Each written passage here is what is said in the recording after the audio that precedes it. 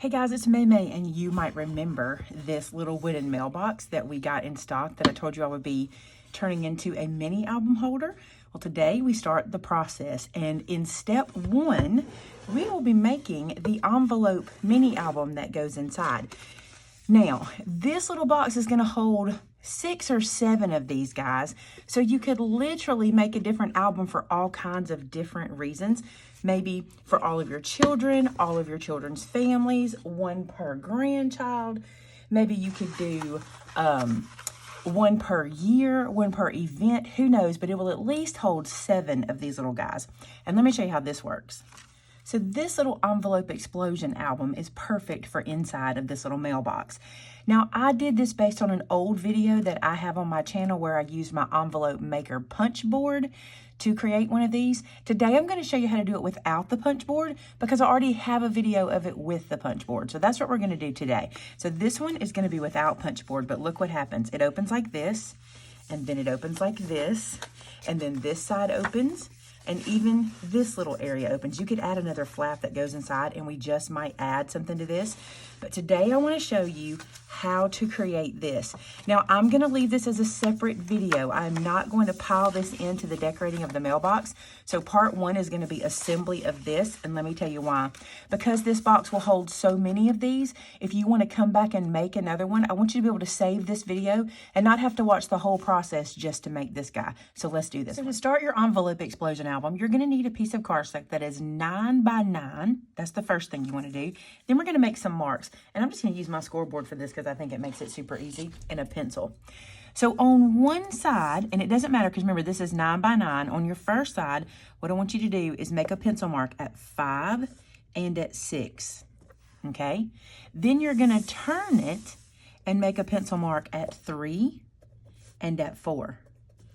Now we're going to do that process again. So we're going to turn this and we're going to make a mark at 5 and at 6. And then we're going to turn it and make a mark at 3 and at 4. Now, if you have a envelope maker, I'll give you the dimensions of this envelope so you'll know what size we're making. So our finished envelope is 7 inches long, okay, by a little over 4 1/4. But if you made it 4 1/4, you'd be fine. So that's what you're looking for, 7 by 4 to fit into our mailbox well. Okay, so now that we have this, here's what we're going to do. And this is where it can get a little confusing, so stick with me, okay? You're going to score from pencil mark to pencil mark, and what I want you to do is I want you to put it on the diagonal on your scoreboard, okay? And I only want you to pay attention to the first mark every time. You're going to rotate the page, and by the time we're done, we will have scored every single mark, but you're just going to pay attention to the first mark to get us started. So here's what I mean. This is my first pencil mark to the second pencil mark, I guess is what we'd say. So we'd go first to second at the bottom. So I'm going to score that. All right. Then I'm going to rotate it and doing the same thing again. I'm going to go from first to second mark. Does that make sense if I say it like that? Let me scoot this up so you can see. So from first to second. So think about the bases, right? The baseball diamond, first to second. All right, we're going to turn it again. And this time we're going to do the same thing. We're going to go from first to second. So first pencil mark to second pencil mark. Score that. And then we're going to do that again. First to second.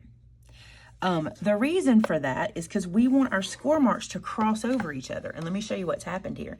See how they've crossed over? That's what we're looking for. That's what's going to create our envelope. Okay? So first to second. See that? Okay. Now, we need to do that on this piece and also our next 2 pieces, and let me show you those. So your next 2 pieces are going to be 8 3/4 by 8 3/4, and you're going to do the same thing. We're going to mark it at 5 and at 6.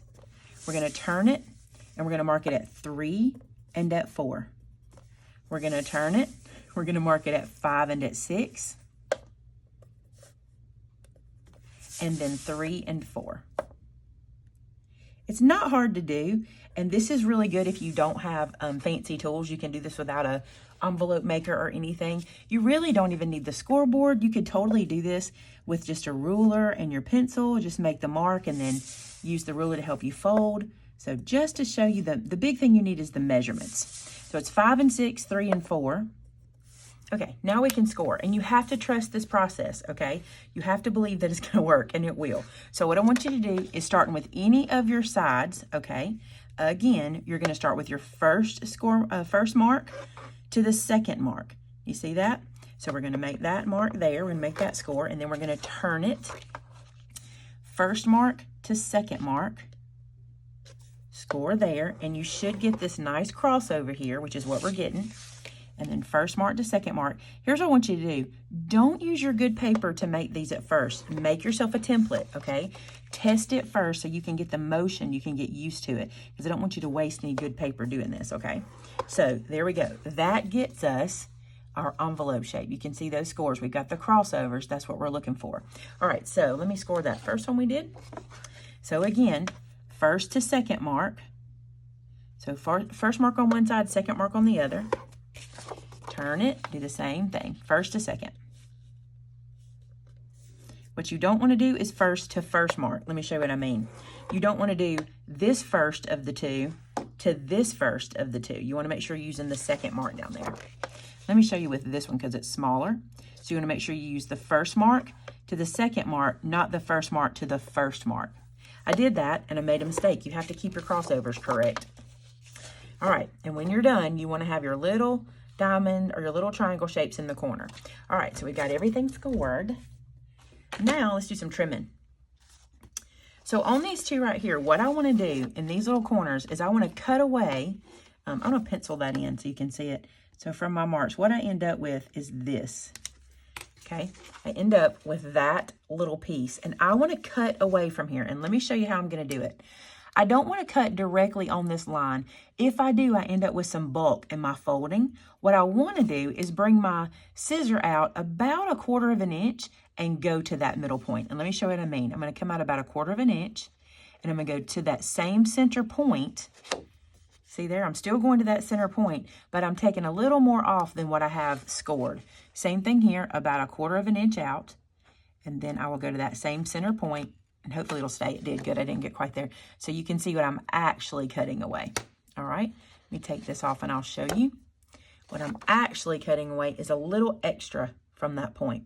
The reason for that is you get a little bulky if you don't do that.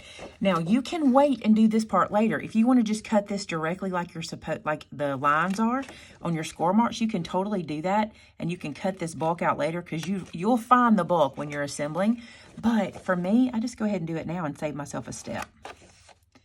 So just like this, cut those little pieces out, and we will have the beginnings of our envelope.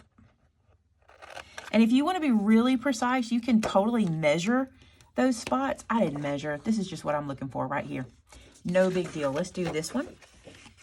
So just eyeballing out about 1/4 of an inch.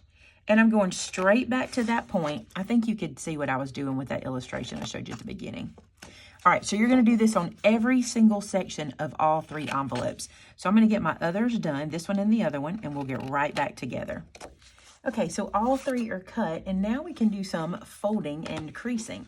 So all you're going to do here is you're going to fold up on your score lines, okay, and then use your bone folder to crease that down. And you want to do that all the way around your envelopes on all 3 envelopes. And I want to show you something. So I made this envelope myself, right, and I had a plan. You'll notice that little point is going to hang over. Don't worry about that. We're going to get rid of that in a few minutes. So I wanted to be able to use every single bit of my envelope, and I wanted these flaps to be as large as they possibly could so we could put as big as possible photos in there. Now, as you know, I'm not picky about using tiny photos. I love the print to size app. I use it all the time, and it lets me make my photos whatever size I want them to be. So that works for me in these kinds of albums. I'll leave a link to that app in the description below for you guys too if you want to use it. And I'll also leave a link to a video where I show you how I use that app so you can use it yourself. All right, it's really a good app. You'll like it, especially for these kind of albums where you have kind of wonky sizes and things. So it'll work really great for that. All right, so I've got this one done. Let me fold my last one. So for assembly, what you want to make sure of is that you have your large envelope in the middle. So here's how I'm going to do it. I've stacked mine up, and I know these 2 are the same size, and this is my large envelope. So taking the large one and one of your smaller ones, here's what you'll do. You're gonna glue these guys together at this flap area. You can lay the score marks pretty much on top of each other, but here's what I like to do. I like to put my glue on this flap, okay? And then I can use this one to help me make sure that I'll be able to line this one up and also be able to fold. Let me show you what I mean by that. That was a little confusing, so check this out. I'm gonna add glue to this flap, just like this. Don't worry about the flaps. When we decorate, all these go away. You won't see them. They're just to hold the album together at this point. And what I'm going to do is lay this down and center it. I have to eyeball center it, okay? But I don't want my envelope to lay over the score mark. So that's why I'm doing it this way. I can put this in there and then I can push this in to that little nook. And now I know this guy's going to open and close freely because I didn't overlap that score mark. You see how I did that? That's what you want to do. Now, you could add a page here if you wanted to. You could use this and add a piece, which I'm going to show you how to do that on this one. You could add a piece here if you wanted to. I'm not going to. I'm trying to keep bulk down, and I also want it to stay pretty sturdy. So I'm going to glue this piece down, but you could totally add a flap right there if you wanted to. But for me, I'm just gonna glue it down. And again, all of this will go away in our decorating. All right, I'm gonna flip this over and do that exact process again with my other envelope. So just folding that one flap in and laying it down. And I can go ahead and push it to where I want it, get it lined up, make sure that this piece moves freely. And then we can glue this down. You can see now why we did those little angle cuts there because of the bulk we could create. So we're getting rid of some of that bulk, laying this down and attaching that envelope. Now this envelope will move nice and smooth because I didn't overlap that line, and I can glue this down. So see where you could add 2 pages right here? You could do a page on this flap, and then you could have a page that folds inside and then a page that folds inside. Again, I'm not. I like it to open up, and it's even kind of cool to kind of tell a whole story right here. It's kind of neat to do that. But I do want to add a page here because I think that we have the space, so let's use it. So I have cut for myself 2 pieces, okay? They are 4 by 6 3/4, and the idea is the same thing. This piece is going to lay inside this envelope just like this, and what I want to do, same thing, I know it's white on white, I want to fold this piece so that I don't get any resistance, and I'm going to glue this down right there. So I'll put glue onto this flap, just like so, and then I can lay this down onto that piece. And now what I get is an extra page that opens out. Isn't that cool? Now, of course, you could do that here if you wanted to, whatever. I'm just going to decorate the flaps. I like it to keep a little bit of the integrity of the envelope. I want it to look a little like an envelope, if that makes sense. All right, so let's do our next piece. Same thing, 4 by 6 3/4, and that will nestle right inside. And you want to make sure you've got it lined up and we're not getting any resistance, and then glue this down. So remember how I told you that these kind of overlap? We're going to round those corners. So I'm just going to get my corner rounder. So here's my corner rounder, and you can totally do this before you assemble it. I probably should have, but I didn't. With my 1/2-inch corner rounder, I'm going to put this inside like so and round that corner. I'm trying to do that for y'all to see it, and I didn't do a very good job. There we go. And then you'll see that it'll lay just inside. See how I wanted to use every single bit of that? I'm going to go ahead and round these. These will lay in anyway like they're supposed to, but I want everything to kind of match. So just using my corner rounder. If you don't have a corner rounder, just do it with your scissors and just kind of round that edge off just to get it out of the way. Okay, so now all of my little pieces are rounded and I've got my flap here, and now we're going to close this up. So I'll take this outside flap and close it in, and then close this one down. Actually, I will close up and then down because that's how an envelope looks, right? And the same on this side, close my flap in, up, and then down. If you have any resistance, you can make trims or anything you need to do, okay? Then you're just gonna fold one in and then the other. I just fold this one in first. It's just a habit. It doesn't have to be. And look, I got a little resistance right there, so I'm gonna train it. I'm gonna go ahead and score it so that this is how I want it to go. See that, how flat that lays? And now I wanna turn this one in as well. And if we did everything right, see how I'm getting a little resistance? That's okay. I'm gonna square this up, and then I'm gonna train that into that spot. If you did everything just right, even if you were perfect, it's not going to be perfectly straight, even if you try to be perfect. But if you got your measurements pretty close like mine, you have just enough space for these guys to live like this. Then this guy goes up. Now we put some bulk in there. I'm not gonna crease this because I feel like even when I add more photos and stuff, it's gonna bulk up a little bit, and I'm okay with that. It's gotta have some room to grow. And then this one will come down like this. So that is the envelope that goes into our mailbox. So here's our mailbox. I'm gonna slide this guy inside, and I made it so that it goes in enough for the door to close, and you have a little bit of height here, but you need that because you don't want these to be so tall. See how I want that to kind of live to one side so I can put a bunch of these in? That's kind of why it is that height, okay? You could totally make them like stair step, make a taller one and work them down if you wanted to, but I just thought it'd be neat if they were all the same, just like in a regular mailbox.